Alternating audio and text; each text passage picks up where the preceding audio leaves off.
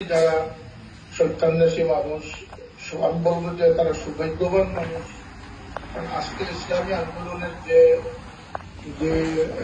দুরবস্থা, ইসলামী আন্দোলনের নামে মানুষকে যেভাবে বিভ্রান্ত করা হচ্ছে, এই সময় একটি সত্য পথ অবলম্বন করা, সত্য সিলসিলা, সত্য মজহব, সত্য কাফেলায় থাকা, যারা যারা থাকবেন তাদের নিঃসন্দেহে তারা সৌভাগ্যবান বলে মনে করবো, বিশ্বাস করি। আঞ্জুমান আল ইসলাহ নিছক কোন সংগঠন বা দল নয়, এটি সাওয়াদে আজম আহলে সুন্নাত জামাতের বর্তমান নিশানবন্দার একটি কাফেলা। হযরত সাহেবুল্লাহ রহমতুল্লাহ আলাইহি আজকেও আমি 40-50 জন মানুষের একটি কাফেলা এসেছিলেন, তারা অনেক দূর থেকে, এবং মূলত তারা রাঙ্গামাটি ক্যান্ডিকে এসেছিলেন। আমি তাদেরকে বলেছি যে আমরা আমাদের এখানে কোনো এনলিস্টেড বা এখানে কোনো দায়িত্বপ্রাপ্ত হয়ে কেউ ঘুরে যাবেন, সেটা আমরা বিশ্বাস করি না। আমরা বিশ্বাস করি যে আপনি আল্লাহর পথে অগ্রসরমান একজন মুজাহিদ হিসাবে আপনি যদি তৈরি করবেন, আপনি পৃথিবীর যে প্রান্তেই থাকেন আপনার আকীদা সহি থাকবে, আমল শুদ্ধ থাকবে এবং আমল পর্যাপ্ত থাকবে, আপনার আখলাক বা আদর্শ হবে আপনার নবীর অনুযায়ী, আপনার সুলুক, আপনার চালচলন হবে একজন প্রান্তিক মুমিন মুসলমানের অনুসরণে। এইটুকুই আমরা আমাদের প্রতিনিধি যে আজকে ইটালিতে যারা আছেন, অনেকের সাথে নামের সাথে আমরা পরিচিত না, তো যখন শুনি যে তিনি আঞ্জুমান আল ইসলাম কমিটিতে আছেন অথবা সদস্যভুক্ত আছেন, আমরা আত্মবিশ্বাস লাভ করি যে মানুষটি সহি আকীদার উপরে এবং সত্য পথের উপরে তিনি টিকে আছেন। তিনি একজন যত্নশীল সন্তান হিসাবে আছেন, তিনি মানুষের জন্য একজন সুনাম বর্ধনকারী হিসাবে আছেন। আমি জনৈক একজন নেতৃস্থানীয় মানুষকে প্রশ্ন করেছিলাম, ইসলামের নামে যে অরাজকতা বা ইসলামের নামে যে বিভিন্ন অপকর্ম হচ্ছে, এগুলো দ্বারা ইসলাম কলঙ্কিত হচ্ছে নিঃসন্দেহে। কিয়ামতের দিন ইসলামের এই দুর্নামের জন্য যে বুঝ আসবে, সেই বুঝটা নিয়ে কিয়ামতের দিন কিভাবে আল্লাহর সামনে গিয়ে দাঁড়াবে। এর চেয়ে যে মানুষ যে মুসলমান ইসলাম বলতেছে না, সে অনেক হালকা ভাবে সে কিয়ামতের দিন তার দায়িত্ব নিয়ে সে দাঁড়াবে। সুতরাং দুনিয়াতে কিছু বললেই বা কিছু করলেই শেষ হয়ে যায় না, এটার জবাব দিয়েই তার আখেরাতে রয়েছে। আমরা আশা করি বুজুর্গানে কেরাম ক্ষেত্রে খুব সচেতন ছিলেন, সজাগ ছিলেন। আপনারা সেই অনুসরণে আপনাদের জীবনকে গড়ুন, সাংগঠনিক দায়িত্ব সবাই আঞ্জাম দিবে, এটার মাধ্যমে নিজের জেহাদি চেতনা এবং আল্লাহর দরবারে জবাবদিহিতা সহজতর হবে নিঃসন্দেহে। পাশাপাশি নিজে এবং নিজের পরিবারকে সুন্দর রাখবেন। আর আপনার জন্য সংগঠন বা আল্লাহর দ্বীন অসৌন্দর্যতা প্রকাশ না পায়, সে বিষয়ে সচেতন থাকবেন। আমি অত্যন্ত আশাবাদী যে 2 জন গেস্ট আপনাদের এখানে উপস্থিত হয়েছেন, আরো হয়তো হয়েছেন, কিন্তু আমি শুনছি যে মাওলানা কাদিরুল হাসান সাহেব এবং মাওলানা সালমান আহমদ চৌধুরী উপস্থিত হয়েছেন। আমার বিশ্বাস যে আপনাদের পরিস্থিতি, পরিবেশ বিবেচনায় স্থান, কাল, পাত্র 3টি জিনিস আমাদের মাথায় রাখতে হবে। সেই বিবেচনায় তাদের গাইডলাইন আপনাদের জন্য যথেষ্ট হবে। এরপরে আমাকে স্মরণ করেছেন, দীর্ঘদিন অনেকের সাথে দেখা সাক্ষাৎ হয় নাই। আমি আলহামদুলিল্লাহ আপনাদের ভালোবাসা, আপনাদের দোয়াতে আল্লাহ পাক আমাকে মান ইজ্জতের সাথে অত্যন্ত ভালো রেখেছে, এবং আমি আল্লাহর দরবারে লক্ষ্য করি, শুকরগুজারি আদায় করি যে এই সময়ে আমার যে ফিতনামুক্ত আল্লাহ পাক আমাকে রেখেছেন।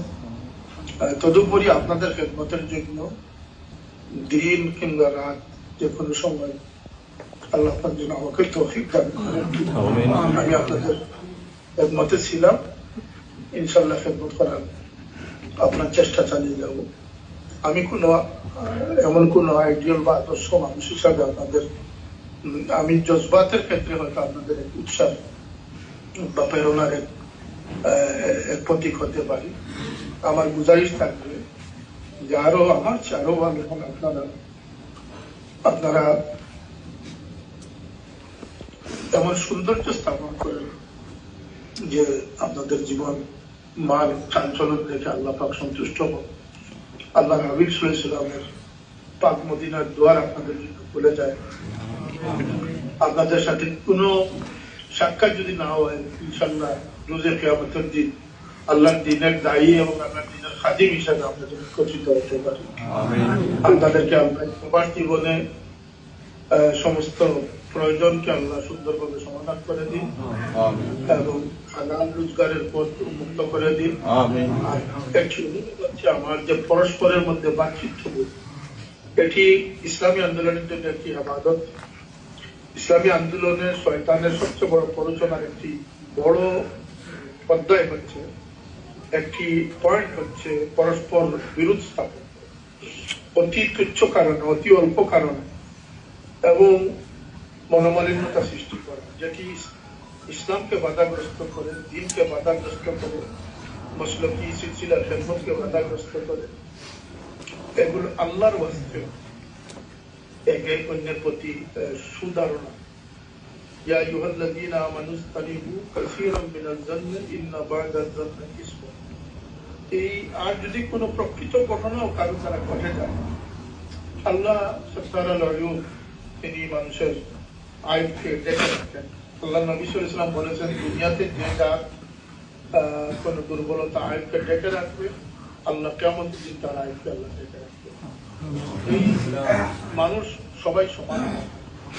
আপনি যদি সবাইকে সমান তালে দেখতে চান, আপনার এটা আমাদের এটা সহজ।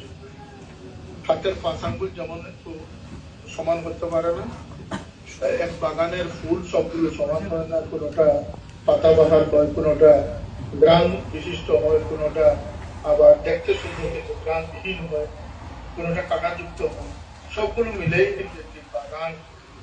আল্লাহ নবীর এই বাগানে সমুদ্রও থাকবেন, আবার অনেক আবেগী মানুষও থাকবেন, বেসমুজ মানুষও থাকবেন। সবাইকে নিয়ে চলাটাই হচ্ছে আপনার নেতৃত্বের একটা বড় গুণ।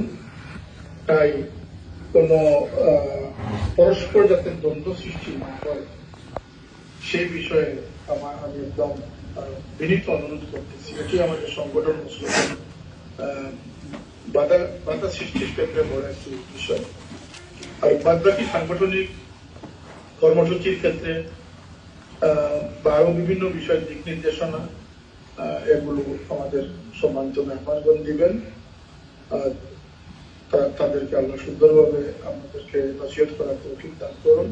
আপনাদের মধ্যে অনেক যোগ্য, অনেক নেতৃস্থানীয় লোক আছেন, তারাও পরস্পর এবং চেষ্টা করবেন যে সপ্তাহে না হলেও মাসে একদিন প্রত্যেকটা এলাকা এলাকায় একটা বৈঠক বা একটা একটা মসজিদ, একটা মিলাদ মসজিদ, পরস্পর ইবাদত বন্দেগী, জুমার রাতের কিছু ইবাদত বন্দেগী, এগুলো চালিয়ে যাওয়ার চেষ্টা করবেন ইনশাআল্লাহ। আমাদের জন্য দোয়া করবেন, বড় সাহেবের জন্য দোয়া করবেন। তিনি খানিকটা সময় তার রুটিন ঠিক রাখতে পারতেছেন না। আল্লাহ আমাদের সাহেবকে যেন দীর্ঘজীবী রাখেন। আপনাদের সকল দোয়া চাই, আপনাদের জন্য দোয়া রইল। আল্লাহ সকলকে জীবন কামড়ি নসিব করুন। وآخر دعوانا الحمد لله.